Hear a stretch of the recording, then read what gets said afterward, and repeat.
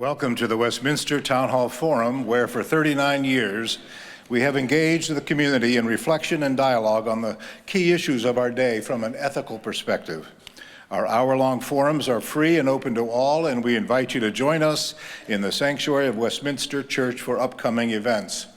Information on our events and how to support the forum can be found at westminsterforum.org or on Facebook, Twitter, and Instagram. My name is Tim Hart Anderson. I'm the senior minister at Westminster Presbyterian Church, located on Nicollet Mall in beautiful downtown Minneapolis, and moderator of the forum. It's my pleasure to introduce today's guest speaker.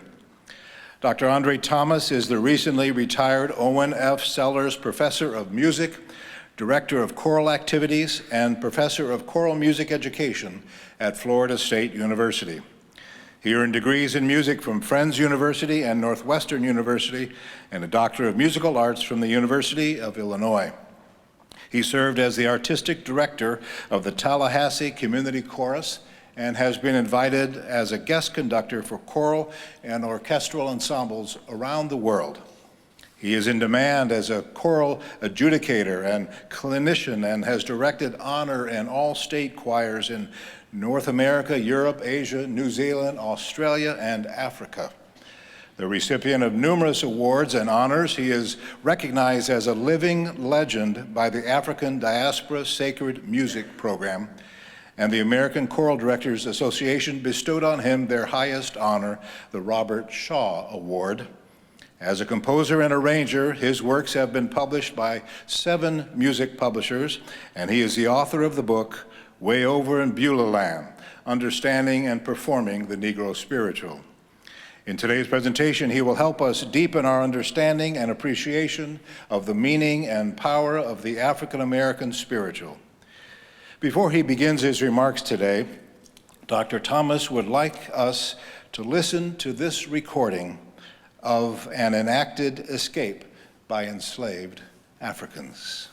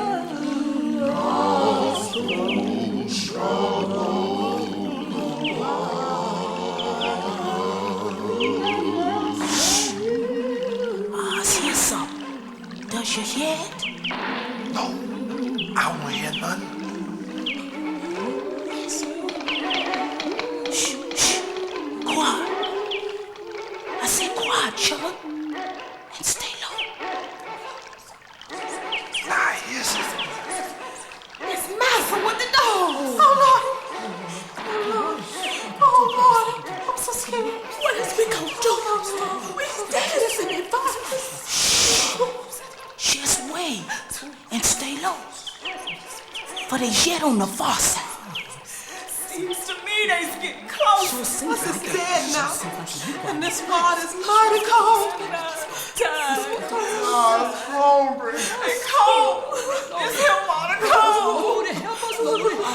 I feel like a mastermind. Toss one that switch. Yeah, my Moses. We all got to go back. Right. Hush. I say hush. We can't stay here. And listen here. Ain't a soul going back. That's how I kiss you for this. I kiss you right here in this young river. Every soul that done started this young journey is gonna make it to freedom. But the first and every soul that look back to slavery gonna die right here in this young river. For I see to it. Is we clear? We ain't going but the freedom. Surely we is. We's wild, my Moses. I smells freedom. I smells it too. I sure smells it, but it's Fine. Then lay low and keep your heads above water, children. Just wait. Now stay close together so you can keep warm. Now don't you worry about that there mouse and them dogs, cause God's gonna trouble this young water. Just trust God and trust old Moses here. And wait, children, cause we's on our way to freedom. The year is 1619. A Dutch man of war has landed on the coast of Virginia and brought to this continent the first of the African slaves. Yes, just 400 years ago and 1 month. It happened in October of 1619. Who was on this ship? Well, it was most unusual because you have the Akan, you have the Fan, you have the Yoruba, you have the Igbo, the Fantu, the Ashanti, the Mandingo, and many other tribes that were on this ship as slaves. What must it have been like on that slave ship? Writers tell us it was a little bit like the Tower of Babel. Those of you that go to church know that story. Man builds a tower to reach God. God is displeased, strikes the tower down, and the languages come into existence. So they were there. Many of them couldn't speak to each other. If a slave ship arrived with a quarter of its cargo, it was still profitable. What happened to them? Well, they were kept below, fed, thrown food down to them. The sanitary conditions were horrible, so many of them died. Some became absolutely frightened and jumped off the ship and died. I didn't understand this very much because as a kid growing up, I realized that my heritage went back to slavery, but I didn't think in terms of Africa. About 7 years ago, I went to conduct the African Choral Festival in Ghana. And choirs came from all over what they call the Ivory Coast. They came from Ghana, they came from Benin, they came from Senegal, and as they marched in, and I got to see these people, and I felt something really strange when I saw these people, because there seemed to be some sort of identity I was feeling. So then they took me to a place called the Cape Coast Castle. If you ever go to Ghana, you must go to see it. It's a beautiful white building right on the Atlantic, of course. And when my feet stepped on the sand going into that gate, the choir from Benin began singing instantly. And as you probably know, Benin is the French-speaking country of Africa. But in perfect English, they started singing, "Oh, freedom, oh, freedom." And I thought, something magical is going to happen to me. And I walked through that gate, and I walked to the courtyard.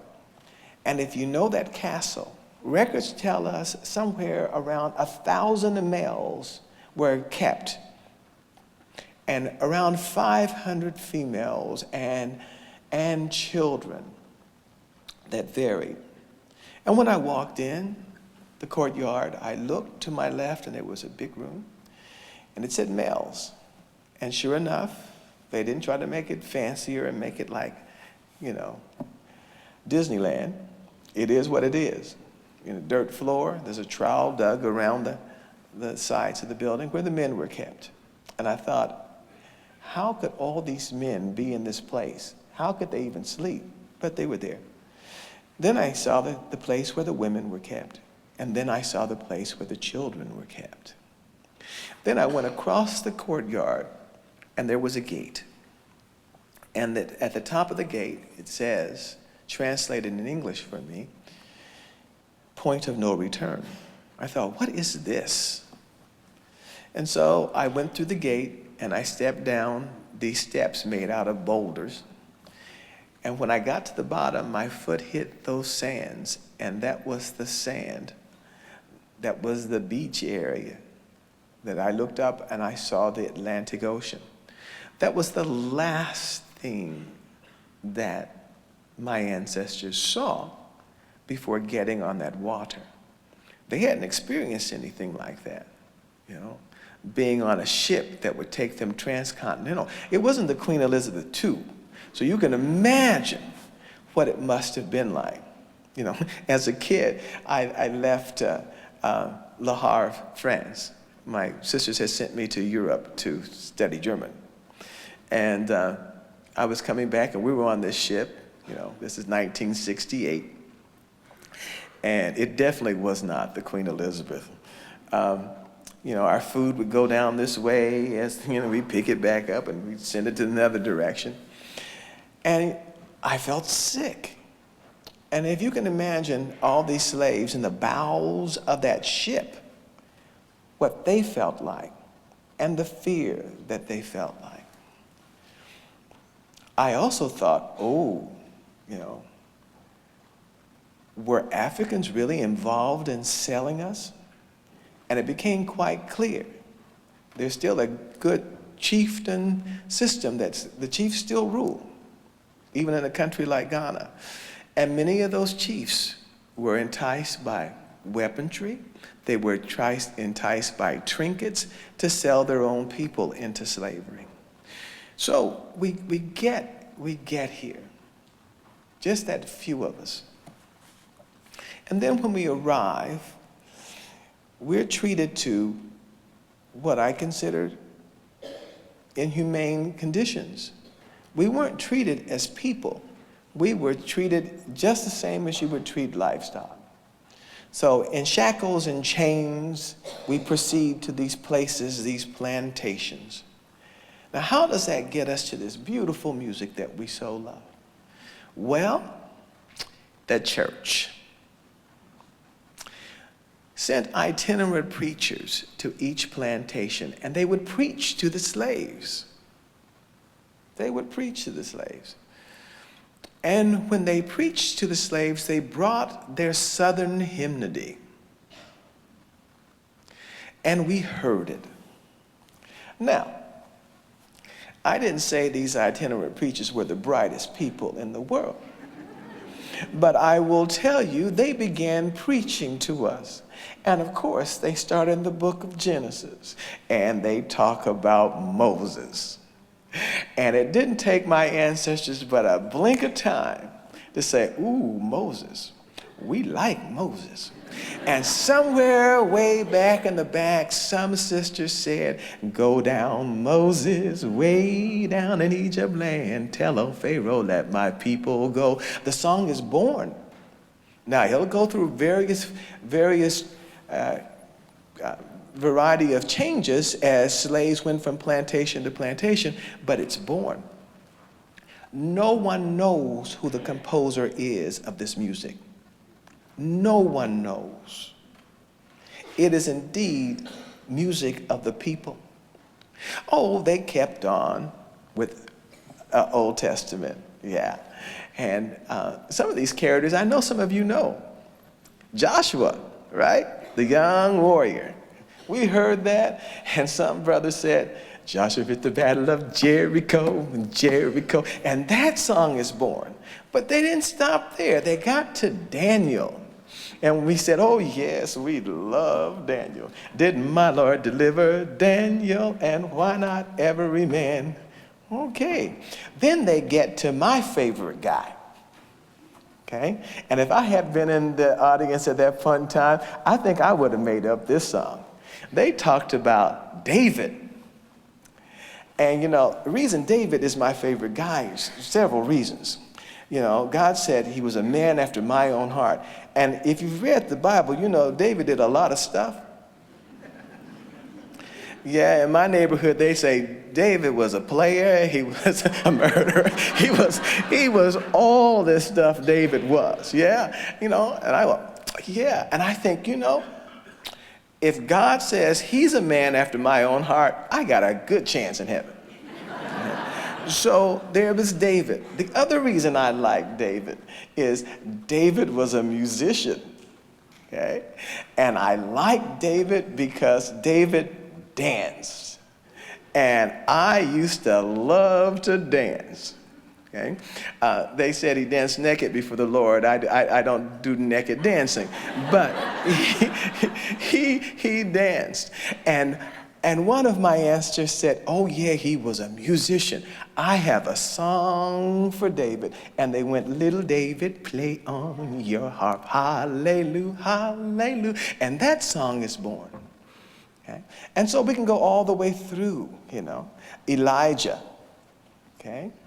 How did he die? Well, Mendelssohn took about 15 minutes on his death, which didn't happen, as he went in a chariot to heaven straight up. And of course, we sang about Elijah. So that's one way of classifying these songs, by Old Testament text. Now, the New Testament, they would preach from the New Testament. And this is what they would do. Now you got to remember, this whole preaching to us was not because they wanted to save our souls. They wanted us to be docile. And so they emphasized the writings of Paul, where Paul says, slaves, be obedient to your masters. And we said, you know what? Paul doesn't get no songs. Okay? We know Paul, but we are fair people. We mention him in 2 songs, okay? If you cannot, sing like an angel, if you cannot preach like Paul, he gets that one. And the other line we loved to sing was, Paul and Silas were in jail. That's what we thought about Paul, okay? But they would preach to us about Paul, okay? But who do you suppose was our favorite character? Now, I'm in a church. You should know this.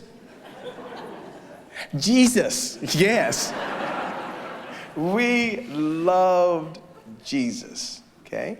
And so then we made up songs about Jesus.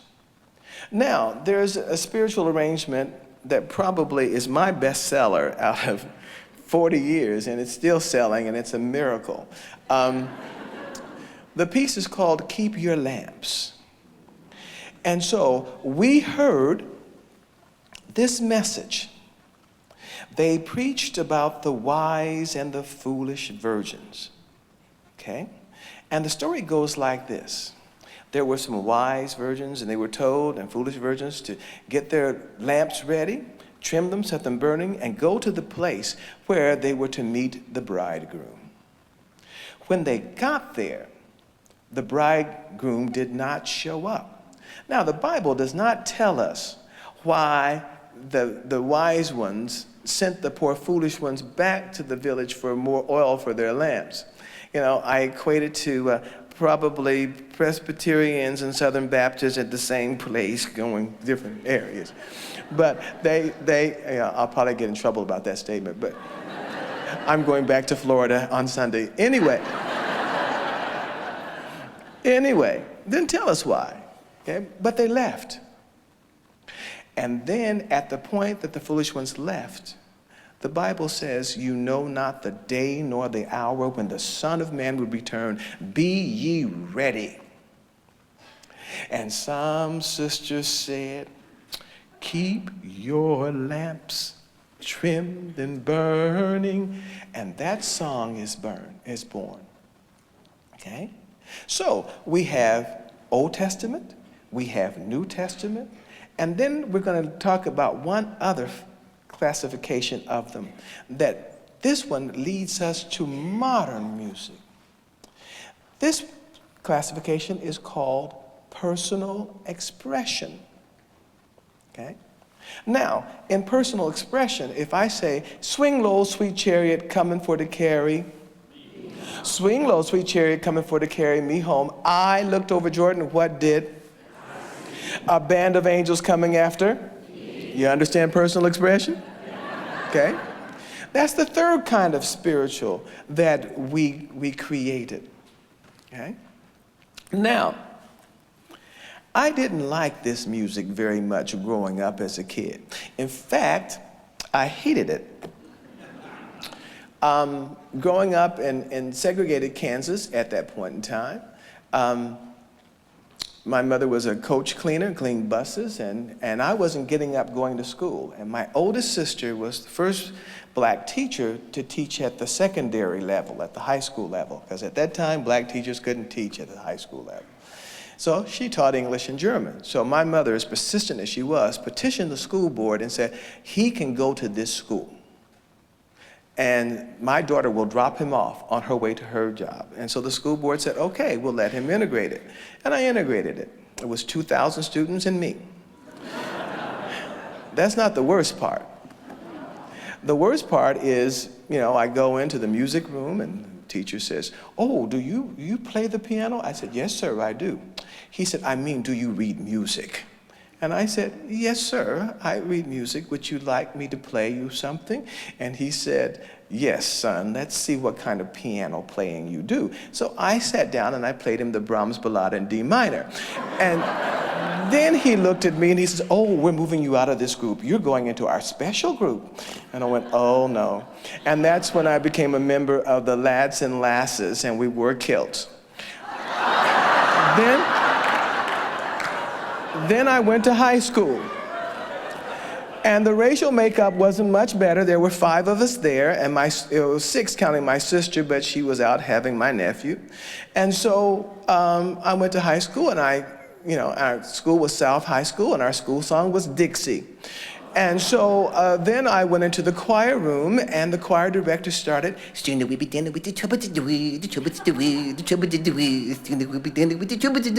I went, oh, God. And then she looked over at me, and she said, Andre, you take that solo. I said, there's no solo written in this. She says, I know, but you know what you guys do. I went, oh. So I graduated the ripe old age of 16, and I go to Friends University, where the first person that came in was a man by the name of Charles Hurt. He was my teacher's teacher. And we did Song of Democracy, which I love. But then, later, this little man came in, and he completely changed my life. And he came in with his music, and he was doing spirituals. And then he looked around. He was a master teacher. A master teacher. He looked around and he read behavior and the way people, facial expressions. And he looked at me, he said, son, let's go for a little walk. And I went with him. He said to me, he said, it appears you don't like this music very much. I said, yes, sir. That's really an understatement. I hate this music. And he said, why do you hate it so? And I said, I hate it because it feels like it's an excuse for white people to make fun of black people. And he said, son, I'm going to educate you. And he said, besides, that song you sang to me is not my song. That's Dawson's song. I said, but yours is not much better. Yeah, I was a cocky little thing. And then he proceeded to tell me about dialect.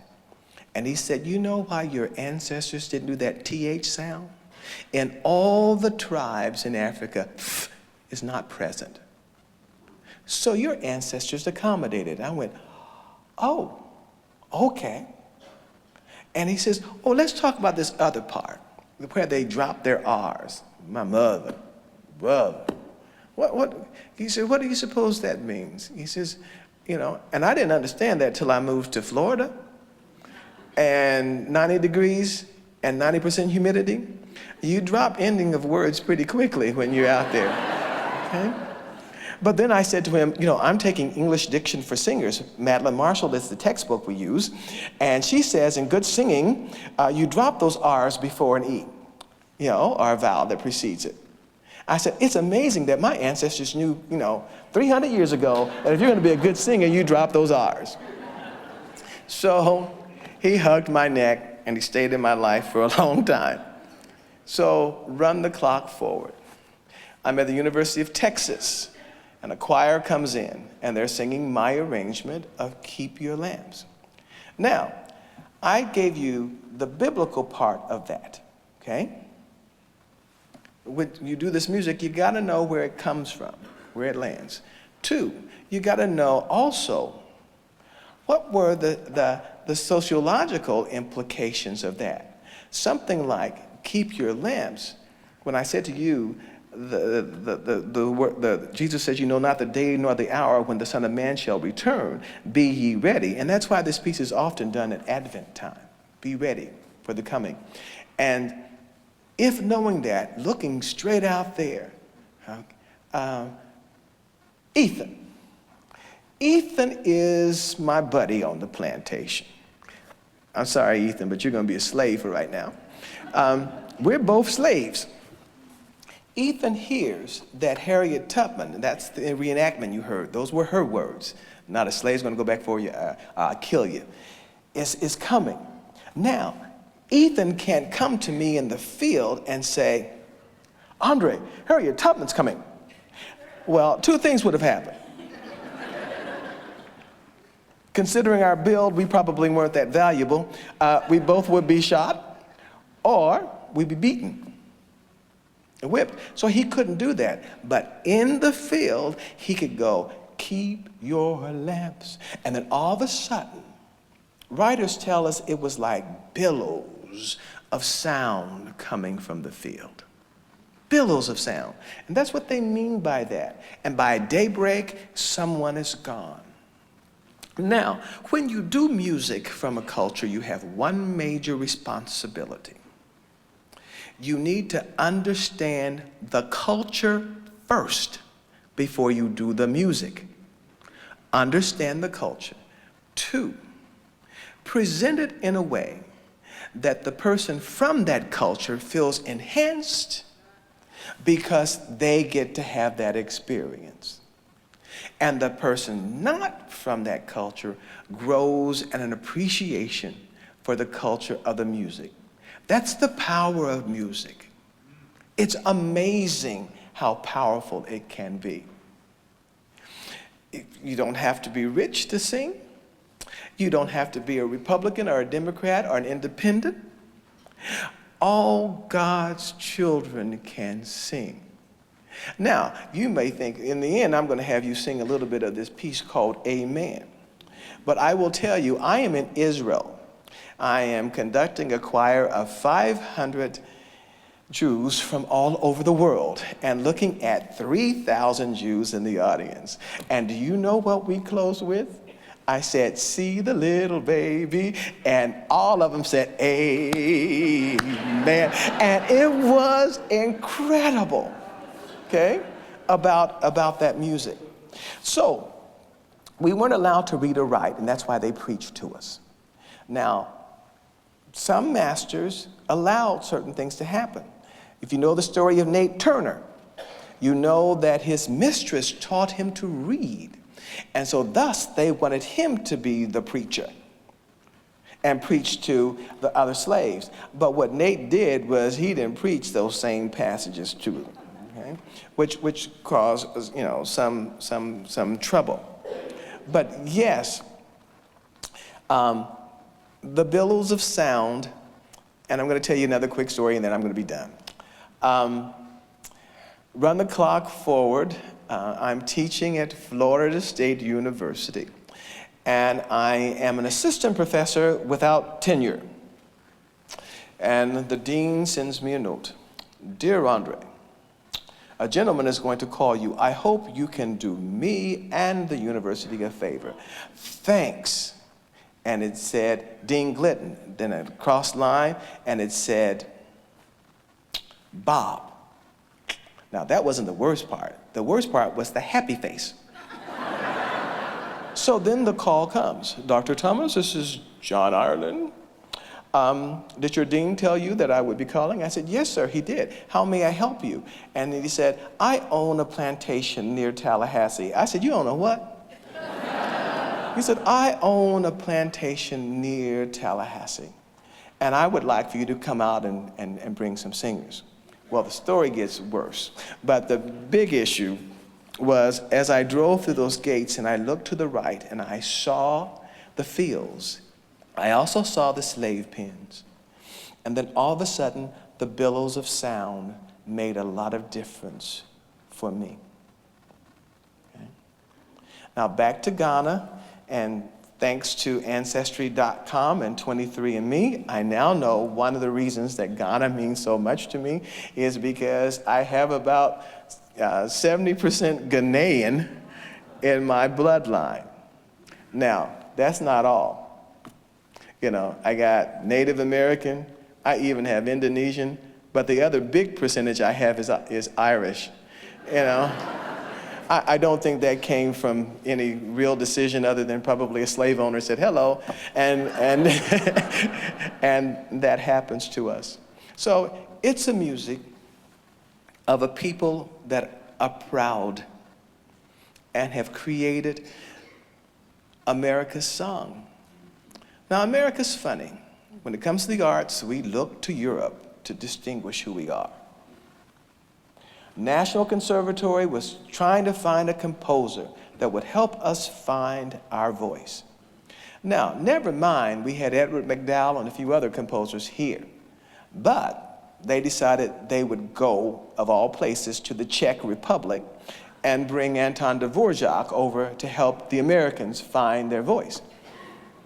Well, as Providence would have it, MacDowell's mother was a benefactor to the National Conservatory, and she gave a scholarship to a man by the name of Harriet T. Burley. He had a scholarship there, and he also worked in her home.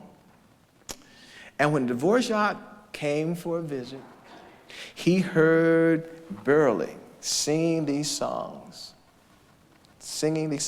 Now, Burley was the first to set the spiritual for solo voice. And he said, that's America's voice, is in these songs of the slave. Now, no matter where I go in the world, they may allow me to do Bach and Brahms, and even a Mozart Requiem. But they will always say, do you know one of those spirituals? From an enslaved people grew the song that became America's voice all over the world. And I went from being this kid who was embarrassed about his heritage to one that became part of my life's work. And I will thank Jester Harrison for the rest of my life for taking time with this know-it-all kid to set him straight. And so this choir is doing Keep Your Lamps. I'm in Texas, my first college teaching job. And they come up and they sing, it's a festival. And the choir comes up from the valley. They're all Hispanic. They get there, and their conductor, Naomi, has her, she was going through her Chicano period, as I was going through my Afrocentric period, which meant I had to braid it every day to make sure the hair would stay out. But anyway, Naomi came on, she had leather pants on, leather jacket, and the choir started singing Keep Your Lamps, and they sang it like this. Keep your lamps trimmed and burning, keep your lamps trimmed and burning, keep your lamps trimmed and burning, the time is drawing, now keep your lamps trimmed. You know, they even changed the rhythm. And so when they finished, you know, the kids all went, yay! And so they said, ladies and gentlemen from Eagle Pass High School, your clinician, on-stage clinician, is Dr. André Thomas. And Naomi went, oh, shit. So I walked on the stage and I said, you know, I've never heard my arrangement like that ever before. I said, it had so much rhythm and it had so much energy to it. Are you interested in what I might have thought when I did the arrangement? And they went, uh-huh. And so then I had them stand and sing it again at my tempo. And then I had them to put their right hand on the shoulder of the person in front of them and turn and walk that way. And their arm symbolized the chain that was connecting their right leg to the right leg of the person behind them through shackles. And I said, do you feel the energy of that piece? And they said, yes. And when I was walking in my car, this young lady said, "Sir, sir." I said, "What is it?" She said, "That piece." I said, "What piece?" "That piece you did with the choir from Eagle Pass." "What about it?" She said, "It made me." I said, "What, dear?" She said, "It made me what?" And she said, "It made me feel so black." I hugged her neck and I said, "You know, it makes me feel black too." And then I said, "Thank you, Mr. Harrison. It's come full circle. You give of your life to the music, and it is America's music. 1861, the A.M.E. Church is founded. Richard Allen publishes that hymnal. That's the first time we got to see it in form. It's amazing that it looked like a hymn, because that's what we had heard. So I think I'm past my time. So I'm going to stop now for these questions.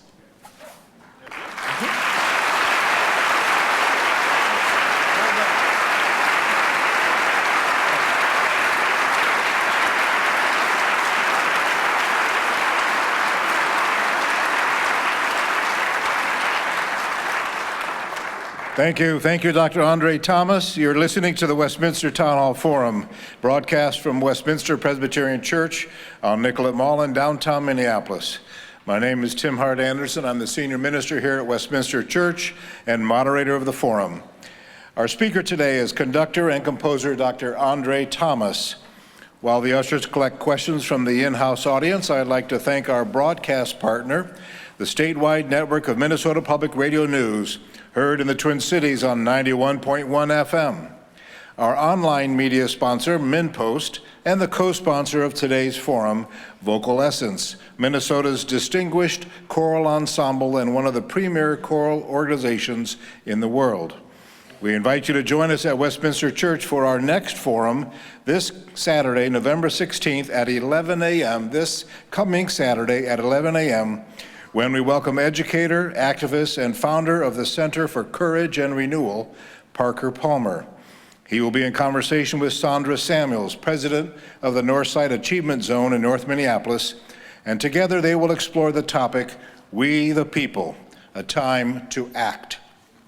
Visit our website, westminsterforum.org, for further information. And now, Dr. Thomas, if you would return to the pulpit, I will present the questions from the audience. The first question has to do with the purpose of these spirituals. You describe them as ways of communicating, ways of anticipating, ways of building resilience. To what extent were they also songs of resistance? Well, of course, you know, that silent resistance, you got to remember there were two things that happened on the plantation, you know. People like to say black people just love to sing and dance. Well, there's a reason, okay? Because a quiet slave was a dangerous slave. That was number one. And you would get a hand and make a sound. And so we sang those. We sang those for communication, for freedom. We sang those songs for our enhancement and hope. And we sang those songs often comforted, you know. A slave mother sees her only child being sold off to slavery, and she goes back to that song. Sometimes I feel like a motherless child, a long way from home, nobody here to help me. We sang it to console ourselves. And, you know, singing those songs, you know, it was a resistance, it was a way to invigorate us. And that reenactment, you heard Wade in the Water being sung. Frederick Douglass, our great statesman, tells us the songs sung on the Underground Railroad. And those songs were spirituals. Also map songs like Follow the Drinking Gourd were sung along that time. And so, yeah, there was some resistance, because it's amazing. I mean, as a kid, when I would watch people look at somebody that I respected as a kid, because it was Deacon so-and-so, and for somebody to call Deacon so-and-so, hey boy, you know, and Deacon so-and-so to duck his head and go, you know, my time is coming. And so the songs acted in the same way. When you couldn't say what you really wanted to say, you could put it in song. And it was accepted. Can you draw a direct line from the power of spirituals in the time when people were enslaved in this country to the power of the music of the civil rights movement? Oh, gosh, yeah. That's pretty easy, you know, because some of the spirituals were sung as well as some of the other songs from the civil rights movement. I didn't talk about what happens after 1866, the Great Migration Forward. And what happened was these songs developed.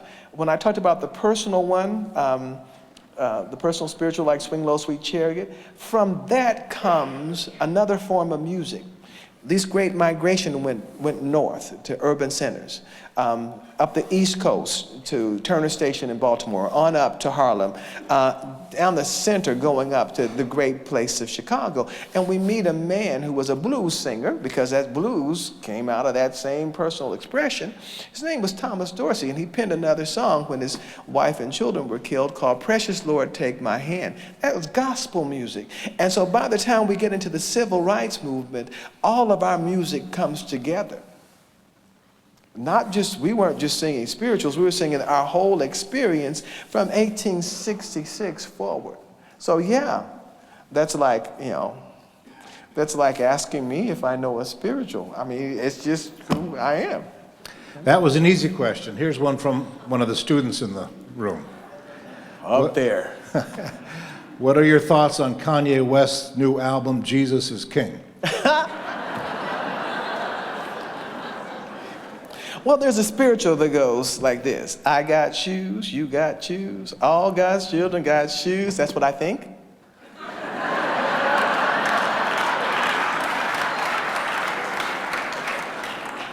We're getting a number of questions coming forward from the audience here at Westminster asking about cultural appropriation. Oh boy.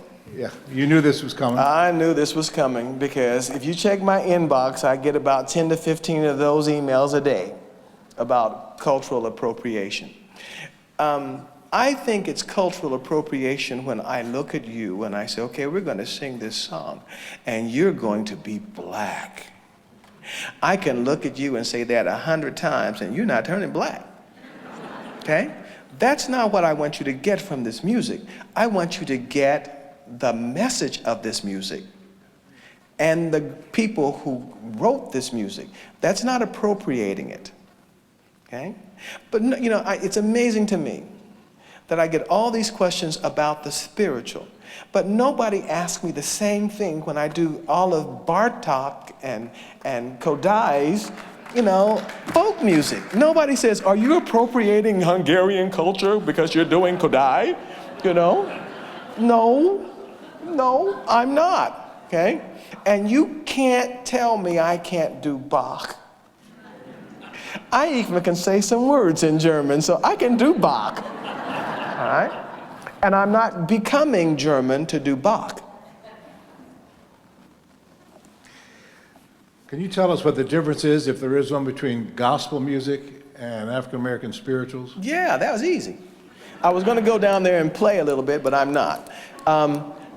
Gospel music, as I said, grew out of that personal expression. Now, up until past 1866, we had no idea who the composer was. This caused a big rift between my two mentors, William Dawson on this side and Chester Harrison on this side. Dawson said, these are folk songs. Chester said, they're spirituals. They were both right. It's kind of like Robert Shaw and Roger Wagner. It took them forever to start speaking to each other again. But they were both right. They are folk songs. They are songs of the people. All we can do is arrange these. And what you hear, when people say, I want to do the authentic spiritual, they don't want to do the authentic spiritual. They really don't. They want to do the spiritual arrangements that were made popular by the historically black colleges, the HBCUs. That's the spiritual. In fact, Dawson said to me when Keep Your Lamps came out, he said, son, I said, yes, sir. He said, your music's all right, but it just don't have enough counterpoint in it. And I said, well, Mr. Dawson, do you really believe that the slaves were in the field singing in fugue? He said, don't matter. And so then I did Keep Your Lamp. when the trumpet sounds, and it had piano. He said, son, you use that piano. I said, I know. And so a southern division of ACDA, and I'm introducing a new piece of mine called Rockin' Jerusalem. And I model it after my two mentors, Jester and William Dawson. And I start the beginning, because the beginning starts like, I hear rockin' in the land, and ringing the bells, and the women come in 3 parts above. Just like Jester started, Elijah rock, shout, shout, Elijah. So that was fine. I'm conducting, I look where Philip is, and who's sitting there but William Dawson. And so I keep conducting. As the whole, there were as many people as here, everybody's singing, and I get to the last 3 pages, which are in honor of Dawson, because it has little strettos, and that's the part that always goes out of tune. But anyway, I look over there where he is, and he did just what Phillips did. He goes. So then he comes on stage and he said, son, come here, I'm gonna hug your neck. I said, come close, I gotta hug that neck. So he came and he hugged my neck and he said, son, I said, yes, sir. He said, that's a little better. That was an easy question. Okay. Here comes another one. Tell us about the origins of syncopation. Oh my goodness. Well, first of all, the origins of syncopation came along with some musicologists that gave it the term syncopation, okay?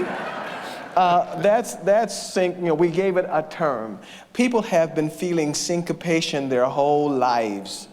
And, your feeling of syncopation may be a little different than my feeling of syncopation, And so I would say, I think the idea is often when people look at black music, they go, oh, it's syncopated. It's very syncopated, and how can I do that rhythm, And it's like, please, It's accessible. It is accessible. I'm conducting a festival in Ireland, and they came out with the little heels and the little click, and I got size 15 feet, and my feet just didn't quite want to click, click, click, click, click. But I could get the essence of it.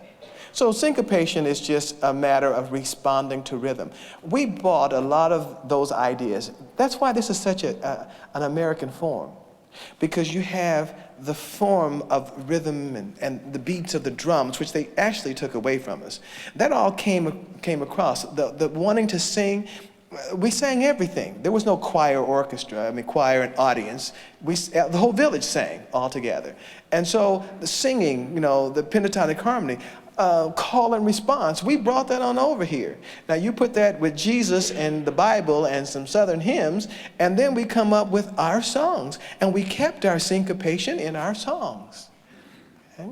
Now, what we have to do as choral directors is to teach others how to do that, so it's not effective.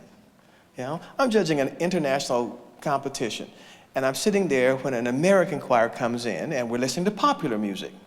And this American choir comes in, and they sing this just like this. Beat it, beat it. And the whole panel went. And I'm sure Michael Jackson was having a heart attack, because that person imposed Western art diction onto Michael Jackson, okay? It's no different than putting Western art diction into, in that great getting up morning, fare thee well, in that great getting up morning. I hope we don't sound like that on Sunday, okay? But, yeah. Okay, next one. We've just got time for a couple more minutes here, but in the resistance movement today in the streets, particularly I'm thinking of Black Lives Matter or other efforts to bring about racial justice, is there song, and is that connected to the tradition that you're so familiar with spiritual? There are lots of songs related to what's going on now. People will use even Carole King, you know, because it expresses of a need, and those songs are important. You can't forget, you know, during the 60s, Peter, Paul, and Mary all singing those songs. Those songs have a message, and they belong, and they belong to us today. So yes, I think they now have a full body of things to pull from. Right? When I was, 1962, we didn't have a whole lot to pull from, as far as things happen. We went into the church, and the church was singing both these spirituals and these gospel songs, and they enveloped as we went through to look at the justice movement.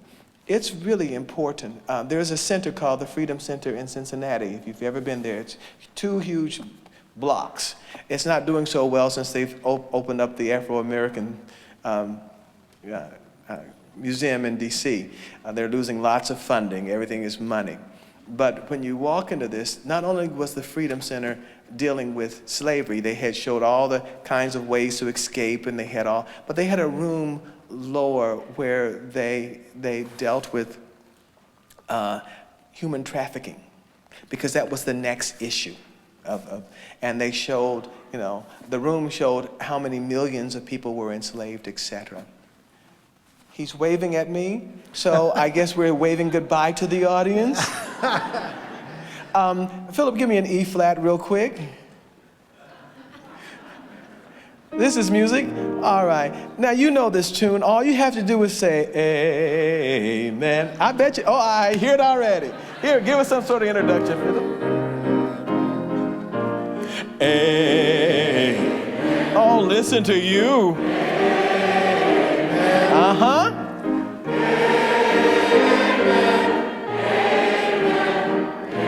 See the little baby lying in a manger Christmas morning.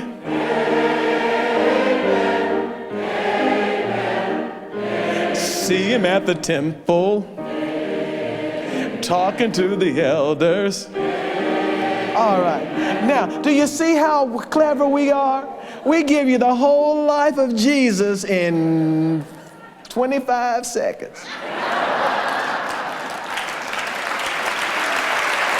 Thank you.